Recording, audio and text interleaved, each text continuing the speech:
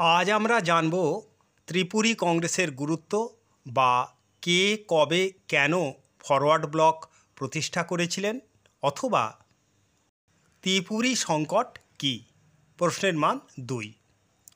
1939 খ্রিস্টাব্দে মধ্যপ্রদেশের ত্রিপুরীতে জাতীয় কংগ্রেসের অধিবেশনে নেতাজি সুভাষচন্দ্র বসু গান্ধীজির মনোনীত প্রার্থী পট্টভি সীতারামাইয়াকে 203 ভোটের ব্যবধানে পরাজিত করে কংগ্রেসের সভাপতি নির্বাচিত হন। ত্রিপুরী কংগ্রেসে সুভাষচন্দ্র সভাপতি নির্বাচিত হওয়ার পর গান্ধীজি সহ কংগ্রেসের দক্ষিণপন্থী নেতারা সুভাষচন্দ্রের বিরোধিতা এবং তার সঙ্গে অসহযোগিতা করতে থাকেন।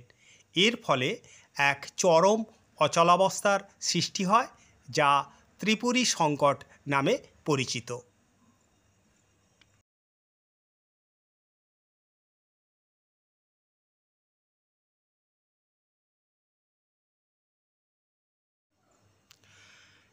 এই অবস্থায় সুভাষচন্দ্র কংগ্রেসের সভাপতি পদে ইস্তফা দেন, যেটা ছিল 29 এপ্রিল 1939 সাল, এবং ওই বছর 1939 সালেরই 3রা মে তিনি ফরওয়ার্ড ব্লক নামে একটি নতুন বামপন্থী রাজনৈতিক দল গঠন করেন এবং ত্রিপুরী কংগ্রেসের পর কংগ্রেসি রাজনীতিতে গান্ধীজির আধিপত্য আরও সুদৃঢ় হয়।